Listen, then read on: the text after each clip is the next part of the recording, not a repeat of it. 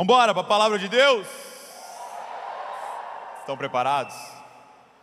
Eu só sou o João Batista aqui, meus amigos. Só vou abrir caminho para o que vem depois. Abra comigo aí a sua Bíblia no versículo que é o tema da nossa conferência, Filipenses, capítulo de número 3. Filipenses, capítulo de número 3.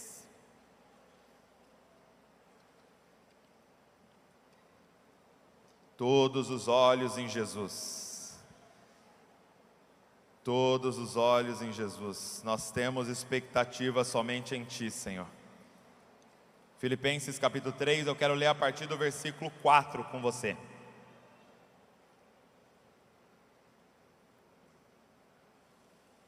Filipenses, carta de Paulo a essa igreja em Filipe, capítulo 3, verso 4. Quem achou, diga: eu amo a Bíblia. Vamos embora. Filipenses 3, verso de número 4. Diz assim: embora eu mesmo tivesse razões para ter tal confiança, se alguém pensa que tem razões para confiar na carne, eu ainda mais, circuncidado no 8º dia de vida, pertencente ao povo de Israel, à tribo de Benjamim, verdadeiro hebreu, quanto à lei, fariseu, quanto ao zelo, perseguidor da igreja, quanto à justiça que há na lei, irrepreensível.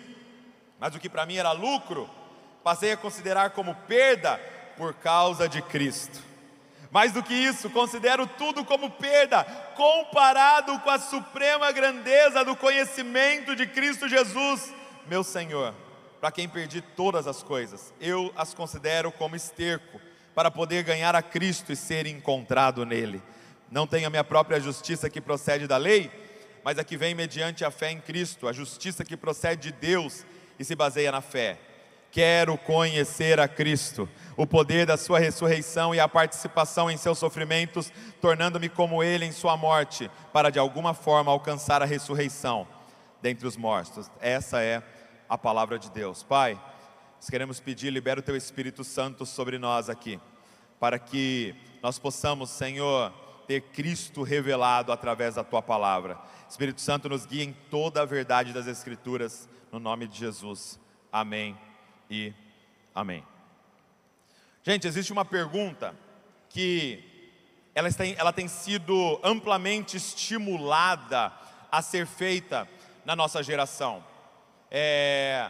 Os psicólogos, os antropólogos, várias dos estudos do homem, eles têm incentivado a nossa geração a fazer uma pergunta, e sim, é uma pergunta importante, que é a pergunta: o que você quer?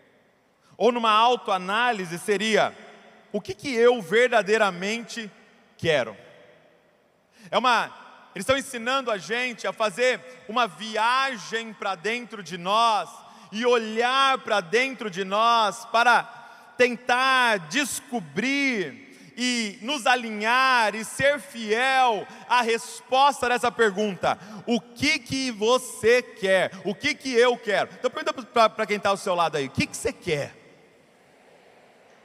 É interessante que quando os discípulos de João Batista começaram a seguir Jesus, Jesus olha para trás e fala exatamente isso para eles: o que vocês querem? Ou, em outras palavras, o que vocês estão buscando? Agora, apesar de essa ser uma pergunta honesta e verdadeira, existe uma pergunta que é infinitamente mais importante que essa. Usando a terminologia bíblica, é uma pergunta eternamente importante, que supera essa em todos os níveis. E eu queria te ensinar a fazer essa pergunta hoje para você mesmo. E a pergunta é: o que Deus quer? Ok, talvez você pode fazer uma viagem para dentro de você e descobrir aí o que o seu coração clama, o que você quer. Mas eu posso fazer uma pergunta hoje: o que Deus quer? Qual é o desejo de Deus? Qual é a vontade de Deus? Porque, meus amados, uma certeza eu tenho: um dia todos dessa sala, todos conectados com a gente hoje estarão de pé diante do dono do universo e seremos questionados de uma coisa: você viveu de acordo com o que eu queria? O Senhor vai perguntar para nós. Feche seus olhos. Imagine esse dia. Você de pé diante do Criador do universo. Não tem como enrolá-lo como você enrola a sua mãe. Não tem como dar uma desculpinha esfarrapada como você faz com o seu pastor. Porque ele tem os olhos que conseguem penetrar o insondável do nosso coração. E ele vai te fazer uma pergunta: você viveu de acordo com o que eu queria? Então você pensa na loucura que é viver sem saber o que Deus quer. Sabe, nós vivemos diariamente aquele dilema do jardim, o homem e a mulher diante daquela árvore com um dilema: faço o que eu quero ou faço o que Deus quer? E qual tem sido a nossa escolha? Gente, aqueles que não conhecem a Deus são descritos na Bíblia como mortos. Em outras passagens são descritos como cegos. Em outras como perdidos. Por quê? Porque o que para a Bíblia é um morto, um cego, um perdido? É alguém que está vivendo ignorante em relação à vontade eterna de Deus. Alguém que não sabe o que Deus quer, está empenhando a vida dele em algo eternamente inútil, e um dia estará de frente com o Criador. A Bíblia fala: esse já está morto. Isso é um cego, isso é um insensato, que não sabe a boa, perfeita e agradável vontade de Deus. Portanto, diante disso, o que é ser salvo, gente? O que é ser salvo? Salvação é a revelação e o empoderamento para viver a vontade eterna de Deus. Então a pergunta para a gente começar a conferir coisas espirituais hoje é: o que Deus quer, gente? Qual é a vontade eterna de Deus? Para que Ele criou todas as coisas? Por que Ele criou você? Por que Ele criou árvores? Por que Ele criou aves? Por que Ele criou esse planeta? Por que Ele nos colocou aqui? O que Deus quer? Eu vou te responder. Então, eu espero que você esteja com papel, com caneta na mão, porque eu estou prestes a te falar a pergunta que você terá que responder diante do Criador do Universo. Ou seja, essa vai cair na prova. Anota. O que Deus quer? E eu definiria assim: isso é lindo. Nunca se viu um Deus como esse. Que o desejo dele é isso aqui. Deus quer ser conhecido por um povo de uma maneira que ele nunca foi conhecido antes, e isso através de Cristo Jesus. Ponto. O que Deus quer? Qual é o propósito da sua existência? Deus quer ser conhecido por um povo da maneira que ele nunca foi conhecido antes, e isso através do Filho dele, Cristo Jesus, que é a imagem do Deus invisível.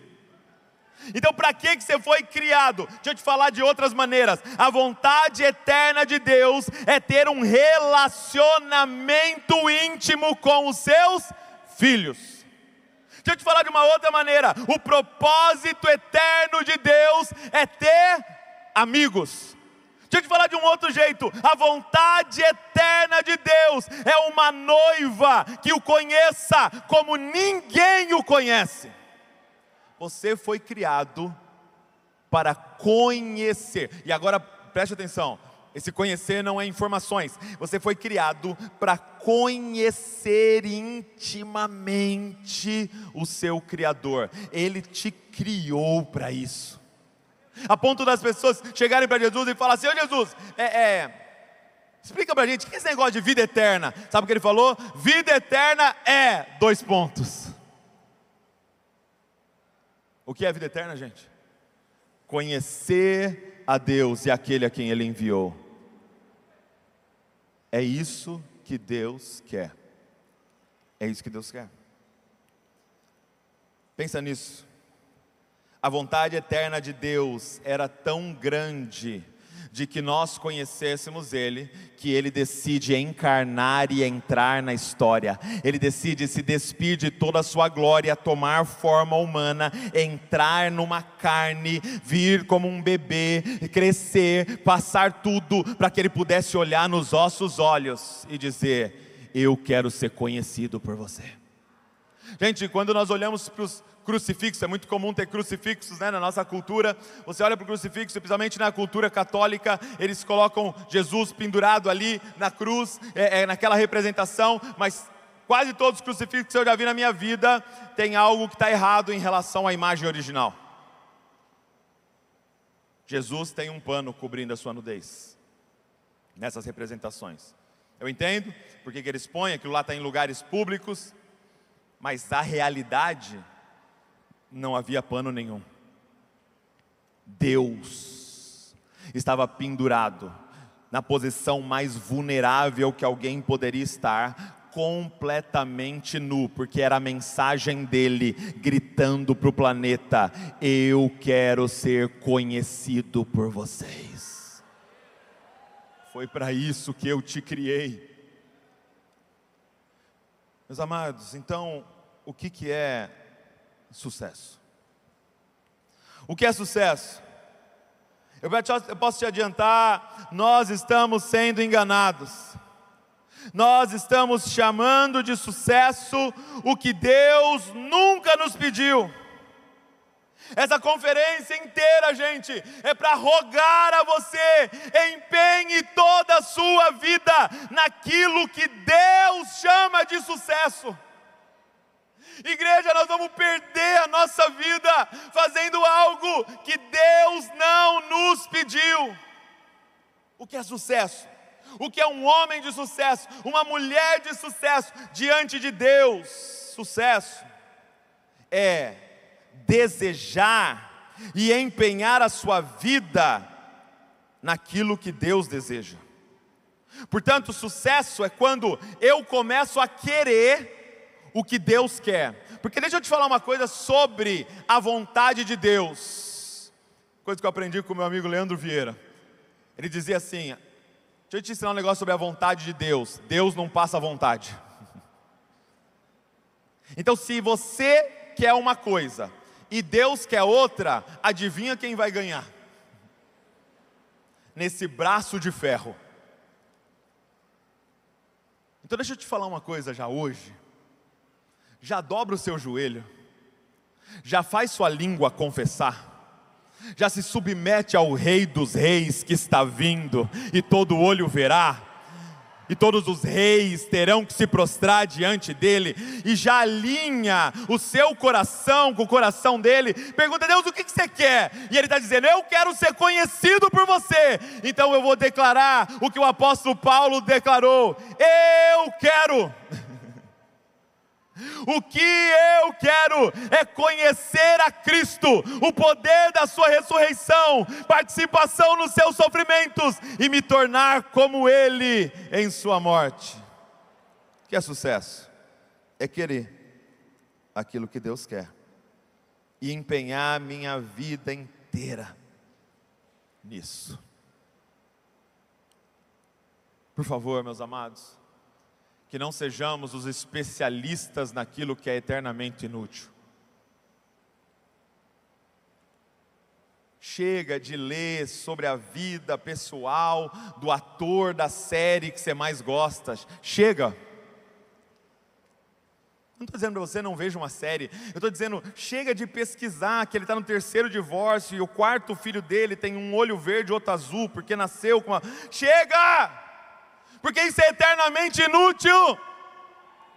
Chega de saber a escalação de cada time do campeonato da Série C italiano. Chega! Porque isso é eternamente inútil. Ele não vai te perguntar isso quando você estiver diante dele. Quem está entendendo o que eu estou falando, gente?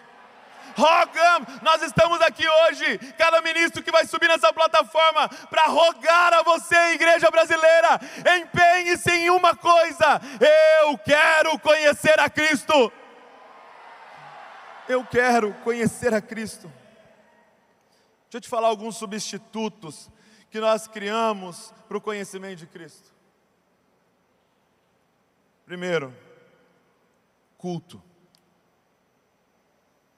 Cultos podem gerar uma falsa sensação que conhecemos a Cristo. Meu amado, deixa eu ler um texto para você que, por favor, que entre como uma espada queimando no seu coração. Mateus 7:22.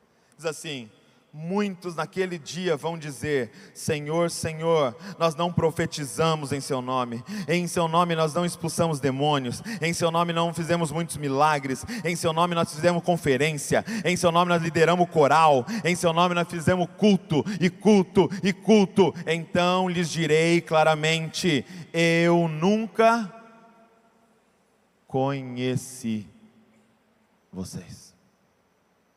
O que Deus está dizendo aqui? Ele está dizendo: sim, fui eu que mandei profetizar. Não, eu mandei mesmo expulsar demônio. Sim, eu mandei mesmo fazer milagres. Eu mandei mesmo fazer culto. Beleza, conferência. Mas antes de tudo isso, eu tenho um desejo eterno. Eu nunca te conheci. Você usou isso como um substituto para ignorar a minha existência. Você nunca relacionou comigo. Você me usou para fazer o seu culto. Quem está entendendo o que eu estou falando aqui, gente? Qual o substituto para o conhecimento de Cristo? Ministério. Quando Jesus está numa casa de alguns irmãos em Betânia, está lá Marta e Maria, e aí de repente Maria é fascinada por aquele que está na casa dela, e ela se senta aos pés e começa a ouvir, e de repente chega quem? Marta, brava, e Marta começa a orar, Marta começa a interceder, ela fala: ó Jesus, levanta-te, e dá uma bronca nessa serva inútil. Não te importas que ela está aí sentada e eu estou fazendo tudo? E ele diz: Marta, Marta, você está inquieta com tantas coisas. Maria escolheu a boa parte, e isso não lhe será tirado. Marta, a conferência vai passar, Marta. Marta, o ministério vai passar, os livros vão ler hoje, amanhã param de ler. Marta, o canal do YouTube. Marta, o ministério vai passar. Mas sabe algo que é eterno, Marta? O que eu vou revelar sobre mim aqui hoje. Isso é eterno.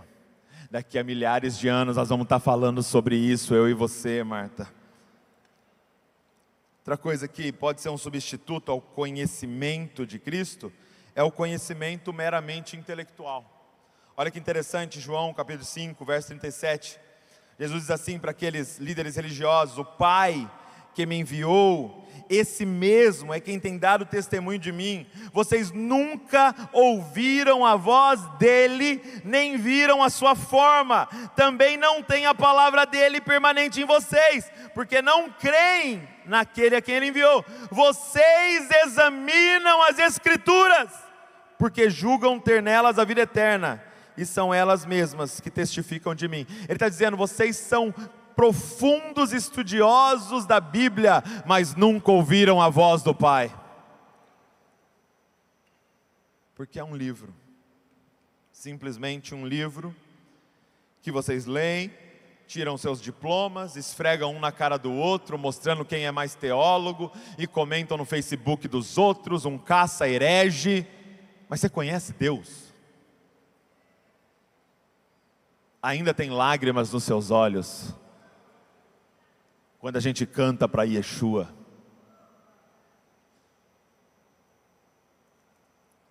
Então pergunta: como conhecer a Cristo? Vamos lá. Como conhecer a Cristo? Paulo vai dizer para a gente assim, olha, verso de número 10. Então, Filipenses 3:10 é o tema nosso para hoje aqui. Filipenses 3:10 diz assim: quero conhecer a Cristo. E Ele nos dá duas formas, são duas pernas: o poder da sua ressurreição e a participação em seus sofrimentos.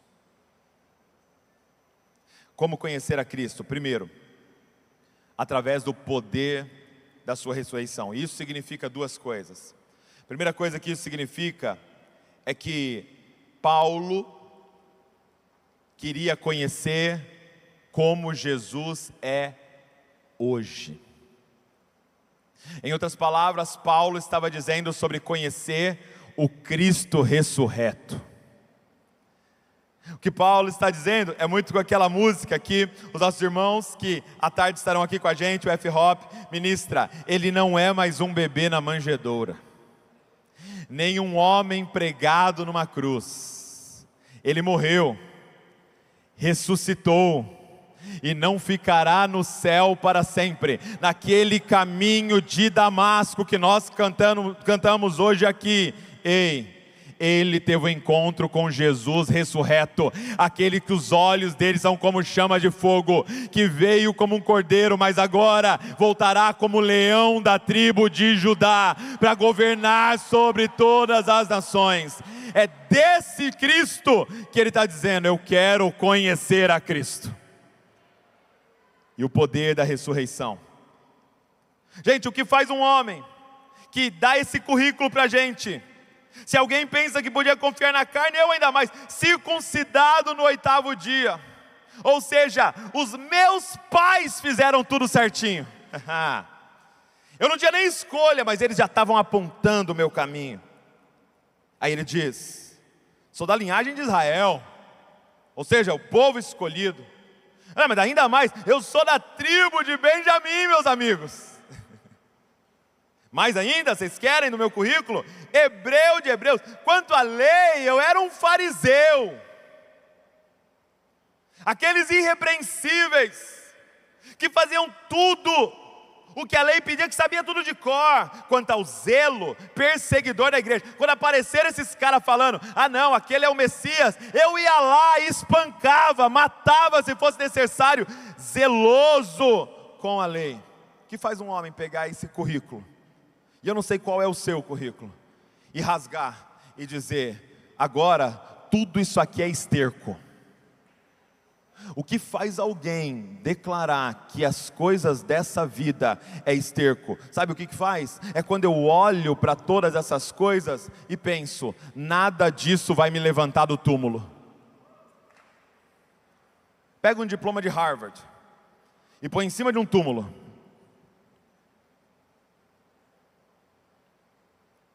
Pega uma conta de bilhões e põe em cima de um túmulo.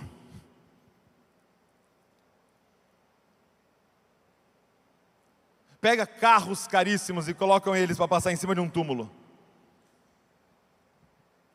O que Paulo viu?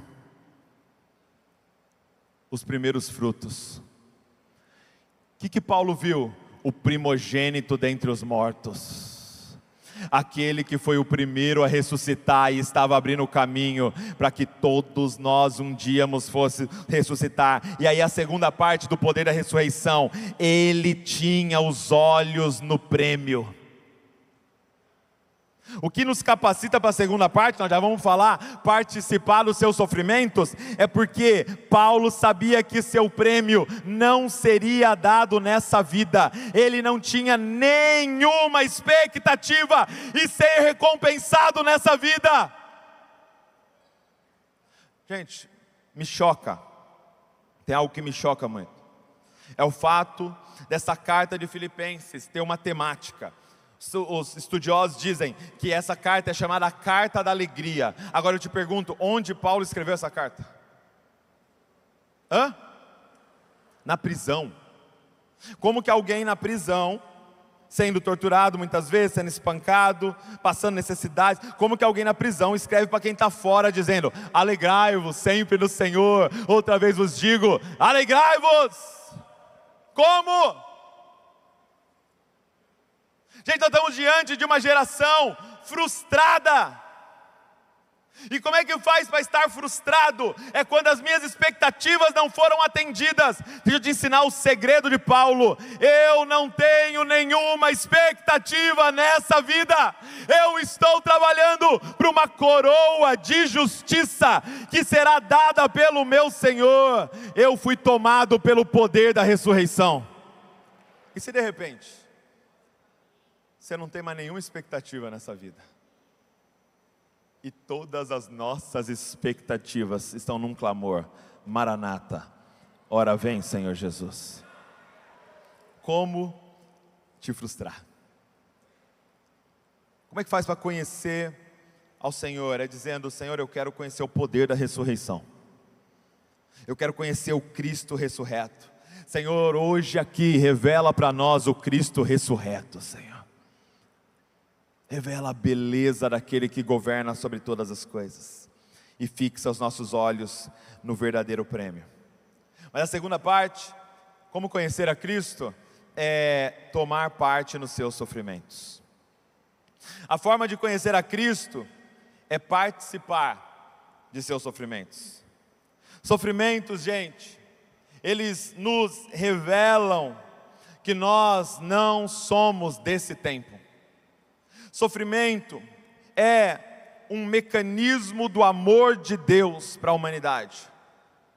Muitas vezes a gente pensa assim: cadê Deus no meio desse todo esse sofrimento? É exatamente um Deus que ama que colocou muito sofrimento. Porque o que Ele está dizendo? Eu não vou deixar você sossegado enquanto você não voltar para onde você deveria estar, no centro da minha vontade, me conhecendo e andando comigo. Então você não vai ter sossego para a sua alma nessa vida.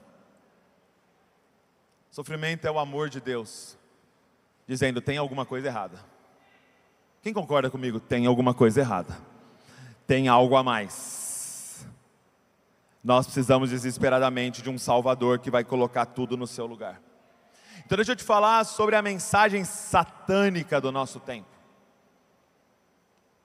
Olha só que interessante, Filipenses capítulo 1, verso 27. Paulo diz assim a essa igreja: acima de tudo, vivam de modo digno do Evangelho de Cristo, para que eu, ou indo até aí para vê-los, ou estando ausente, eu ouça a respeito de vocês, que estão firmes em um só Espírito, com uma só alma, lutando juntos pela fé do Evangelho, e que em nada se sentem intimidados pelos adversários. Deixa eu te fazer uma pergunta, olha isso. Ele está dizendo para essa igreja, e eu digo para vocês hoje, porque isso aqui é uma carta para nós hoje. Ele está dizendo para essa igreja: ei, não se intimide pelos adversários que se levantarão contra vocês. Mantenham-se firmes no Evangelho. Aí eu faço a pergunta para vocês: qual era a intimidação que eles estavam sofrendo? Não era perseguição física. Aqui ele não está falando disso. Sabe qual era a intimidação dos adversários? Presta atenção. Pois o que para eles é prova evidente de perdição, para vocês é sinal de salvação. E isso da parte de Deus, porque vocês receberam a graça, não somente de crer nele, mas de sofrer por Cristo Jesus. Sabe qual era a intimidação da igreja de Filipe? Era que homens estavam se levantando no meio da igreja para dizer: está errado sofrer. Pare de sofrer. Sofrer não é de Deus. Está vendo esse Paulo? Ele não é apóstolo nada. Ah lá, ele está preso. Você acha que Deus ia permitir um filho dele ser preso? Acho que sim, ele permitiu um filho dele morrer na cruz.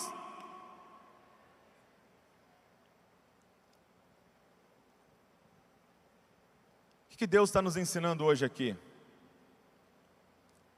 Uma nova forma da gente olhar para o sofrimento. Tem um livro que nos marcou muito, até trouxe ele aqui, e eu compartilhei bastante dele. Se você ainda não leu, eu te recomendo, o Chega de Regras. O autor Larry Crabb, ele vai fazer ele usa um termo muito legal. Ele fala sobre a boa vida. Ele diz: todos nós temos uma imagem do que é a boa vida. Talvez para você, na sua cultura, na sua criação, a boa vida essa marca da bênção. Quando é que a gente fala assim, ó, fulano é abençoado, hein? Quando é que você olha para alguém e fala: esse cara é abençoado por Deus, hein? Cada um é um critério. Por exemplo, a boa vida pode ser uma família perfeita. Sabe aquela família de Doriana? Os filhos todos sentados ao redor da mesa, tudo arrumado. Mamãe, me passa a manteiga, por favor. Obrigado, mamãe. Que refeição maravilhosa. Então, isso é, cara, que família abençoada.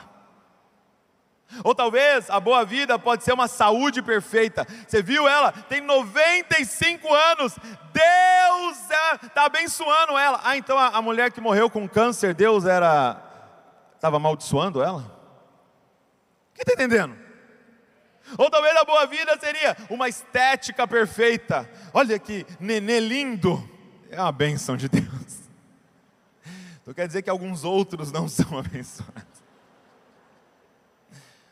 Talvez a boa vida para nós é um ministério relevante. Olha, o fulano vai pregar lá na conferência que Deus tem abençoado tanto esse rapaz, né? Ou talvez um sucesso financeiro. E é terrível isso, porque se eu tenho uma visão errada do que é a boa vida, eu vou começar a usar o evangelho para conseguir a minha boa vida. Aí a gente pensa que eu tenho que usar Deus para ter a família perfeita. Aí eu tenho que usar Deus para ter a saúde perfeita. Aí eu tenho que usar Deus para conseguir o meu sucesso financeiro. Aí eu fico usando Deus e pasmem, você vai se frustrar com Deus, porque Ele não está nem um pouco interessado em te dar essa boa vida. Porque o que é a boa vida, segundo as Escrituras? Conhecer a Deus e ser transformado à imagem dEle. Então deixa eu te falar o que isso significa. Eu quero te fazer um desafio. Diante da próxima situação de sofrimento, você não vai orar pedindo: Senhor, tira de mim esse sofrimento. Por quê? Porque boa vida para mim não é estar sem sofrer.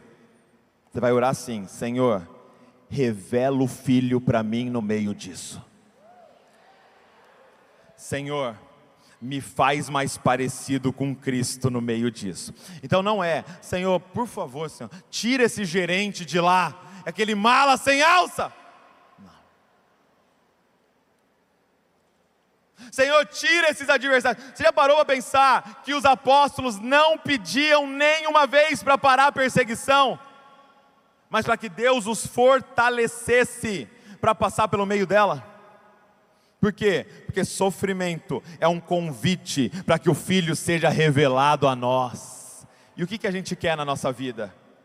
Qual é a boa vida para nós? A presença de Deus.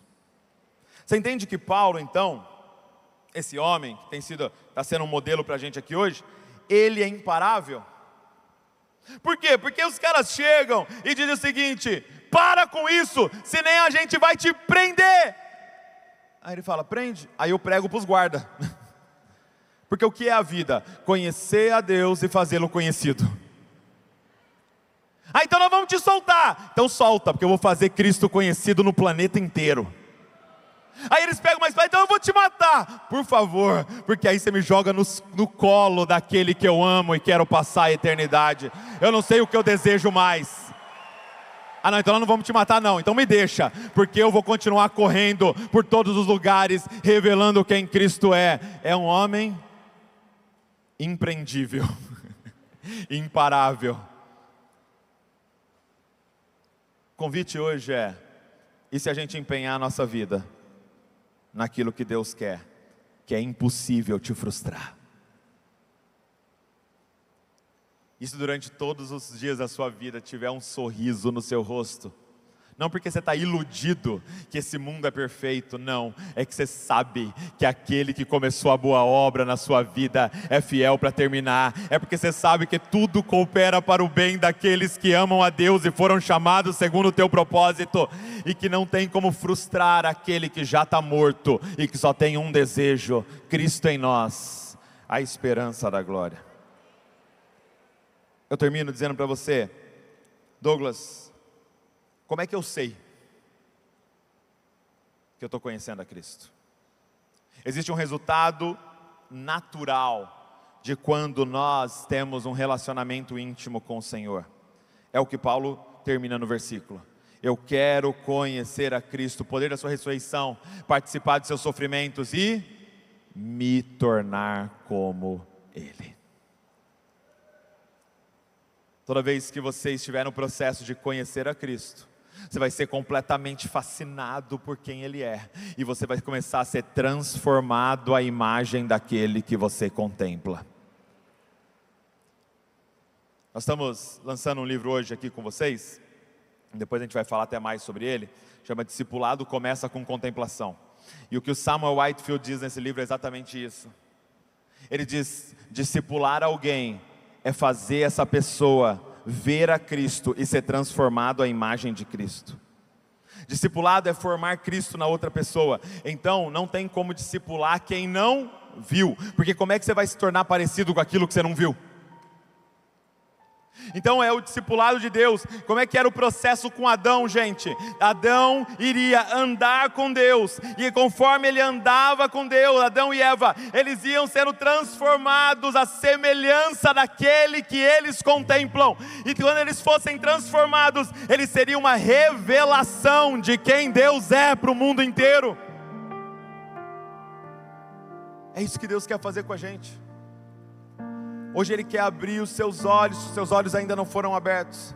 Se os seus olhos já foram abertos, Ele quer expandir a revelação de quem Ele é, para que você fique tão fascinado, que você contemple quem Ele é, que você seja transformado à imagem dEle, e revele quem Ele é aonde você pisar.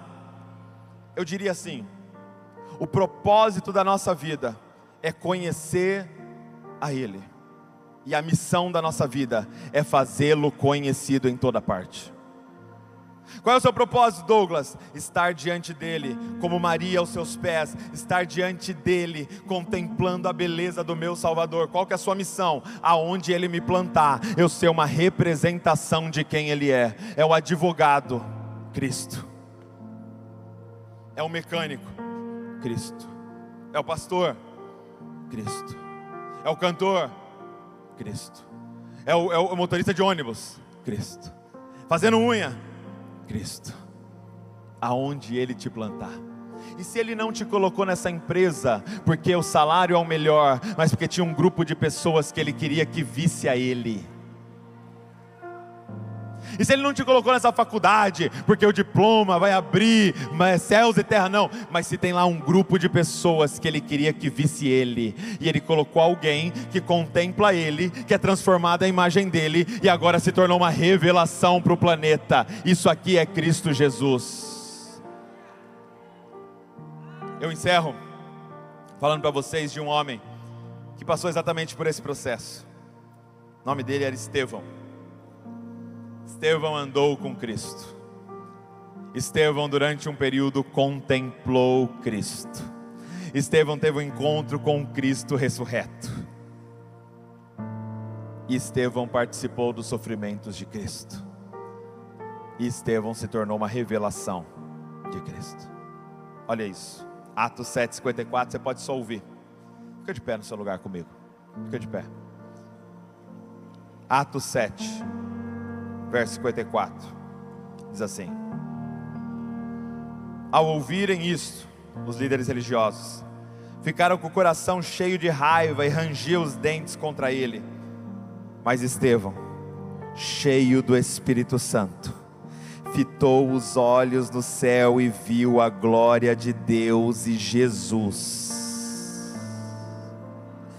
Ele viu a glória de Deus e Jesus. Senhor, será que o Senhor pode abrir esse teto hoje aqui e mostrar para a gente o que Estevão viu, Senhor?